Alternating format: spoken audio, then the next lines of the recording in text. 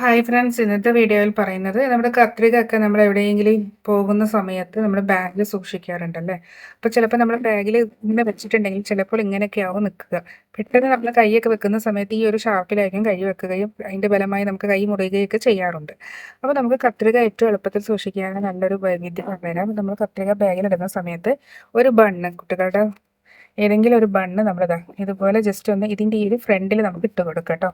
ഇതുപോലെ നമ്മൾ ഇട്ട് കൊടുക്കുകയാണെങ്കിൽ തീർച്ചയായും നമ്മുടെ കൈയൊന്നും കൈതട്ടി മുറിയത്തൊന്നുമില്ല. ആ ഒരു സേഫായി തന്നെ നമുക്ക് നിൽക്കും കേട്ടോ. അപ്പോൾ കുട്ടികളുടെ ഏതെങ്കിലും ബണ്ണ് ഇതുപോലെ ഇട്ട് കൊടുക്കുക. പിന്നെ അതുപോലെ തന്നെ മറ്റൊരു ടിപ്പ് പറയുന്നത്, നമ്മുടെ കത്രികയ്ക്ക് മൂർച്ച പോയിട്ടുണ്ടെങ്കിൽ ഇതുപോലെയുള്ള ടാബ്ലറ്റ് ഉള്ള ഒരു കവർ ഉണ്ടാവില്ല, നമ്മളെല്ലാവരുടെ വീട്ടിലും ഉണ്ടാവും. അപ്പോൾ ഇത് നമുക്ക് ജസ്റ്റ് ഇതുപോലെ ഒന്ന് കട്ട് ചെയ്ത് കൊടുക്കാം. ഇതുപോലെ ഒന്ന് കട്ട് ചെയ്ത് കളിച്ചു കൊടുക്കുക. അപ്പോൾ ഇങ്ങനെ ഇങ്ങനെ കട്ട് ചെയ്ത് കൊടുക്കുന്ന സമയത്ത്, ഇങ്ങനെ കട്ട് ചെയ്യുന്ന സമയത്ത് നമുക്ക് കത്രികയ്ക്ക് മൂർച്ച കൂടും. വെറുതെ ഇരിക്കുന്ന സമയത്ത് ജസ്റ്റ് ഇതുപോലെ ഒന്ന് ഇങ്ങനെ കട്ട് ചെയ്ത് കൊടുത്താൽ മതി കേട്ടോ. അപ്പോൾ ആവശ്യമില്ലാത്ത ഇതുപോലെയുള്ള പാക്കുകളൊന്നും കളയണ്ട, ജസ്റ്റ് കട്ട് ചെയ്ത് കൊടുക്കുക. അപ്പോൾ നമ്മുടെ അതിൻ്റെ ഫലമായി നമുക്ക് മൂർച്ച നന്നായി കൂടും.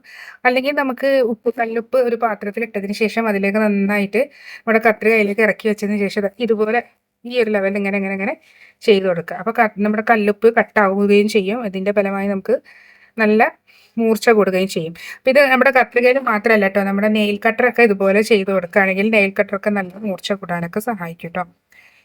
ഇനി മറ്റൊരു ടിപ്പ് പറയുന്നത്, നമ്മുടെ വാഷിംഗ് മെഷീനൊക്കെ ഒരുപാട് ദിവസം ഇതുപോലെ അടച്ചു വെച്ച് കഴിഞ്ഞ ശേഷം പിന്നെ തുറക്കുമ്പോൾ ഒരു ബാഡ് സ്മെൽ ഉണ്ടാകാറുണ്ട്. അപ്പോൾ ആ ഒരു ബാഡ് സ്മെല്ല് പോകാനൊരു ടിപ്പാണ് കേട്ടോ ഒന്ന് ഷെയർ ചെയ്യുന്നത്. അപ്പോൾ നമ്മുടെ കൂടുതൽ വാഷിംഗ് മെഷീനൊക്കെ പ്രത്യേകിച്ച് യൂസ് ചെയ്യാത്ത ഒരു സമയമാണെങ്കിൽ നമുക്ക് ഇതുപോലെ ഇതുപോലെ ചെയ്തെടുക്കാം. നമ്മുടെ വാഷിംഗ് മെഷീനിൽ നമുക്ക് ചെയ്യാൻ പറ്റുന്നതെന്ന് പറയുന്നത്, ഒരു ചെറിയൊരു പീസ് തുണി നമുക്ക് എടുക്കാം. അതിലേക്ക് നമുക്ക് വേണ്ടതെന്ന് പറയുന്നത് കുറച്ച് ഉപ്പ് അതിലേക്ക് ഇട്ട് കൊടുക്കുക.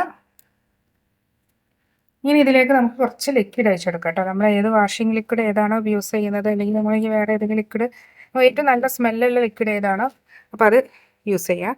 അപ്പോൾ ഞാനിത് സാധാരണ വാഷിങ്ങിന് വേണ്ടി എടുക്കുന്ന ഒരു ഇത്തിരി മതി കേട്ടോ, നമുക്ക് ആ ഒരു സ്മെല്ലിന് വേണ്ടിയിട്ടാണ്. അപ്പോൾ വളരെ കുറച്ച് മതി, ഇത്രയും മതി കേട്ടോ. ഇനി ഇത് നമുക്ക് നന്നായി ഒന്ന് കീഴാക്കി കെട്ടി കൊടുക്കാം കേട്ടോ. ഈ ഒരു ഇതിൽ നന്നായിട്ടൊന്ന് കീഴാക്കി കെട്ടി കൊടുക്കുക. ഇതുപോലെ ഒരു ചെറിയ കീഴാക്കി കെട്ടി കൊടുക്കുക. അതിനുശേഷം നമ്മുടെ വാഷിംഗ് മെഷീനിൽ ഇട്ട് കൊടുക്കുക കേട്ടോ. ഇങ്ങനെ ചെയ്യുകയാണെങ്കിൽ വാഷിംഗ് മെഷീൻ എപ്പോൾ തുറക്കുന്ന സമയത്ത് നല്ലൊരു സ്മെല്ലുണ്ടാവും.